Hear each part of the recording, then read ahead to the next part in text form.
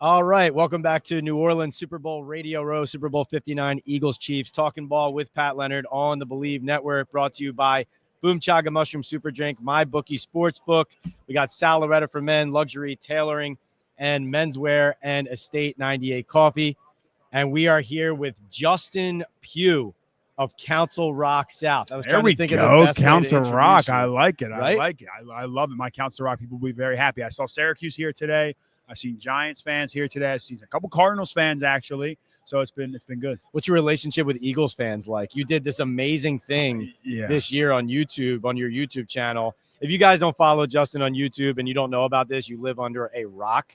But he went around and every Thursday night football game was spending time basically joining a different fan base. But what is it like with the Philly fans? What's your relationship I will with them? say, and there's a Philly fan right here. Oh, boy. They are the craziest fans I probably experienced. I think maybe Cleveland, I would say, is the craziest. The Eagles won the game handily against the Commanders. It was the first game, Thursday night football season. But Eagles fans are probably – them and Cleveland are neck and neck. Like, I think it just depends on the game, the environment, what's going on around them. Like, they're absolute animals. I grew up there. It's probably like my grandma that's out there booing you and yelling. So Philly fans, I have an appreciation for. I also don't recommend wearing an opposing team's jersey to one of those games either. I didn't wear an Eagles jersey. I wore a Rocky shirt instead. You wouldn't wear the Eagles jersey? No, I can't wear an Eagles jersey. The Eagles tried to sign me 2 years ago. All right. And I came back to the Giants instead. Loyalty, Giants fans. I love my Giants, man. I love my Cardinals. I love my Giants. What's crazy about Cleveland fans? You caught me off guard with that one. Dog pound, man. Like, they eat, live, breathe, sleep football. I'm in the stands. There was these three guys behind me that were just absolute maniacs. And maybe they impacted me positively because they were such a great group of fans to watch a game with. The snow came down. Jameis ends up leading them back against the Pittsburgh Steelers. So it really was a great experience. That was the game you were at? Yes. And that probably leads to a lot of it as well. So wait, you mentioned Jameis. Let's pivot quickly for a second. The other day, he sounded like he almost slipped and called the Giants "we" when he was talking about whether or not he would like to play there. If you're the Giants and let's say you're drafting Shedeur Sanders or Cam Ward, is Jameis a good 1-year flyer veteran to play as that rookie gets ready? Yeah, I think you throw as many darts to the dartboard as possible. So if it's Jameis, if it's Justin Fields, if it's Sam Darnold, if it's any of these other quarterbacks that aren't going to be on their previous teams, and then go draft a guy too. You can't have too many quarterbacks in the room. And sometimes you put someone out there first to take some of the arrows for the guy that's going to come next. And that could be a good philosophy for a young quarterback because playing in New York City is unlike anywhere else. Like Philadelphia has the same pressure. Dallas has the same pressure. New England's got a very similar pressure. But a lot of other places aren't the same fan base expectations year in and year out. Let's not get it twisted either. The Giants have won a Super Bowl in 4 separate decades. No many teams have done that. And that longevity is something that becomes an expectation of the fan base. Right. This last decade has not been great in Giants fans for that reason. You should be a little pissed off. You see what Saquon's doing. But you can't just win and die with quarterback. You have to throw multiple darts at the dartboard. I wouldn't be opposed to going best available because how often do you hit on the first-round quarterback anyways? Right. It's not a 100% clip. It's not even close. It's not even 50%. Right, yeah, good point. Go get you Kyle McCord, Syracuse grad in the second, third round, and not bad. Sign someone else and just keep throwing darts at the dartboard. And obviously, I was joking. The introduction, yes, Council Rock South, but also an 11-year veteran, 132 regular season games. That's meaningless. I had a pick 6 in high school. That's how you should start this off. I had a pick 6 in high school, my only touchdown ever. Pick 6. Wait, did anyone clock you running? Yeah, it's on YouTube. Type in Justin Pugh touchdown. I put it up there myself. It's the only time I've ever uploaded a video to YouTube since my YouTube series now. So, but that's my YouTube fame. I've never watched it. I got to go check it out. Were your parents videoing the whole game, or did you get it from the school? I don't know where I got it from. That's a good question. I don't know. One-handed pick 6? One-handed. I did the LT into the end zone. LT, you're a legend. Lawrence Taylor, LaDainian Tomlinson. Trey McBride. This is the best tight end in football right now. Dude, the Giants, stud. If the Cardinals don't pay him, the Giants need a trade for Trey McBride. Trey McBride, absolute stud. I felt bad for him this season when he was having this amazing year and couldn't get in the end zone. I know. And then they're coming. He's a monster. He's a young player that's ascending in this league. He's about to be the highest paid tight end in football. So we'll see. We'll see what happens. Cardinals pay him. If not, he's going to go somewhere else and get broke off.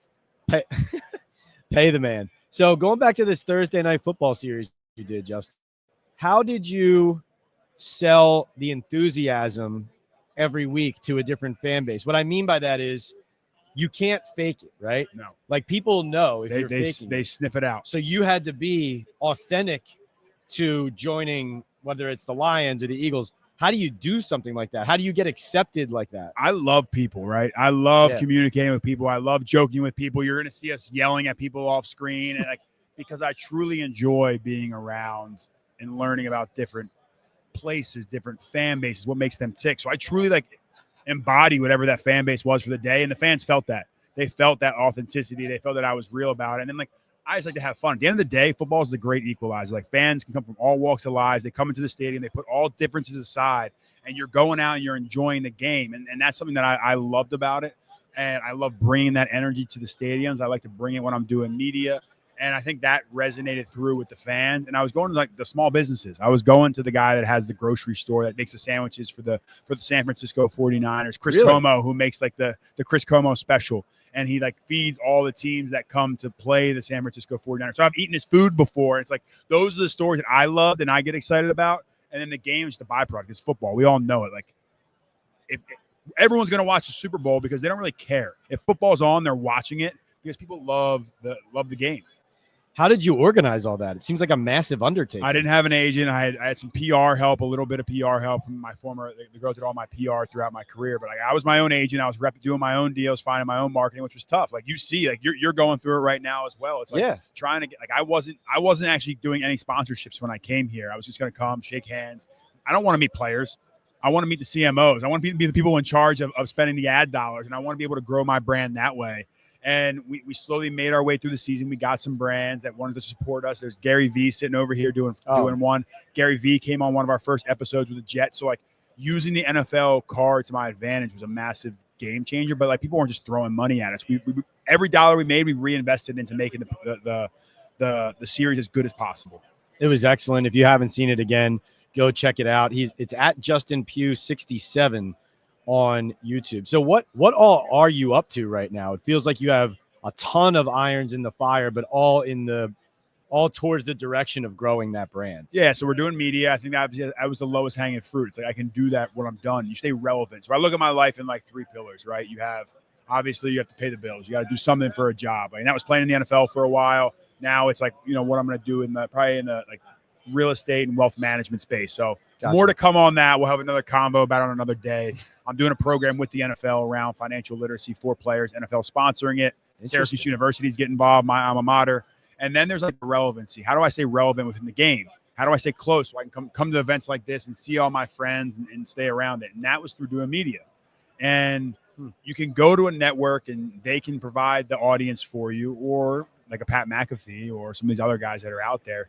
You can create your own brand, and you can start to bring the brand and those subscribers and those people, those real people that love you for you, and you can bring them wherever you go, and you create this authentic relationship. So I did a little bit of both. I worked with ESPN. I did Whistle Sports. I did Sirius XM Radio. I did what else did I do? I did Underdog Fantasy with Colt McCoy, Jay Gruden, AQ Shipley.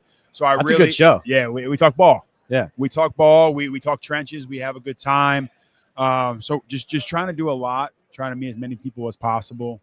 But also, just had a daughter. I have a 1-year-old daughter. Just had her birthday. We're moving. That's so awesome. I'm getting back to the East Coast. I'll be back up in the New York City area as well. So all right, a lot of good things. Yeah. Oh, I got to take you out to dinner. I got to take you out to dinner. Don't act like you're the. I'm taking you to Augustino's in Hoboken, New Jersey. It's the best Italian you've ever had. Have you had Augustino's? I have not. Oh my God! I was going to say I was going to take you to Elia, but you've been there. Yes. Right. So that's Elia is amazing too. Mediterranean, right off Route 17. They're great. Unbelievable. They have those zucchini chips and then they always have the steaks. I'm hungry already. The brand. Now you're mentioning all the apps and stuff. You're killing me. Tim's right the now. man. The scallops, no doubt. Shout out Tim.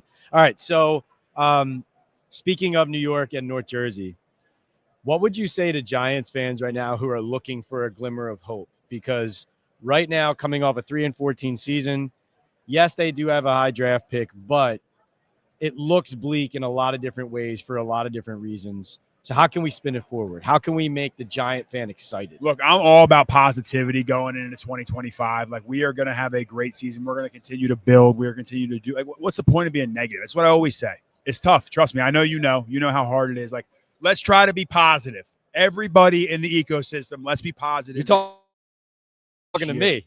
Right? Yeah, buddy. And you're the voice to the fans. That's what I always tell people. I always tell players. You get drafted by the New York Giants, get to know Pat. Get to know Art Stapleton. Get to know everybody. Get to know Patricia Trina. Yep, Trina. Yeah. Like, if you can know the writers and have real relationships and show them who you actually are, you're giving them something to write about. If you don't give the writers something to write about, they're going to write their own story. And it's the narrative that the fans push as well. And it's this ecosystem that we all have to work within. So, players, I need you to be more positive. Talk to the media, good or bad. Like, we're in New Orleans. I had my worst game of the season when I came out. And what's the first thing I told you? Pat, I played like crap. I'm part of the reason why we lost this game. I let up a sack in a crucial down and distance.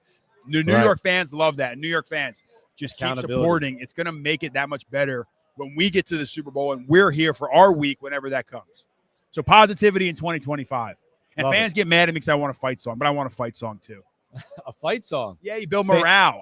Fans don't want a fight song, you're saying? Giants fans don't want a fight song. They said, we invented defense. We don't need to do anything else. I said, yes, but everyone's taking defense. We don't have defense. Right. Defense. Don't. We need like a Giants anthem that I can scream across convention center to you. But go. Right now it's Go Giants. Like, Big Blue. You're talking about how like the Eagles fans say Go Birds or whatever. They got their the dog pound in Cleveland. Bark at you. Like, we need something.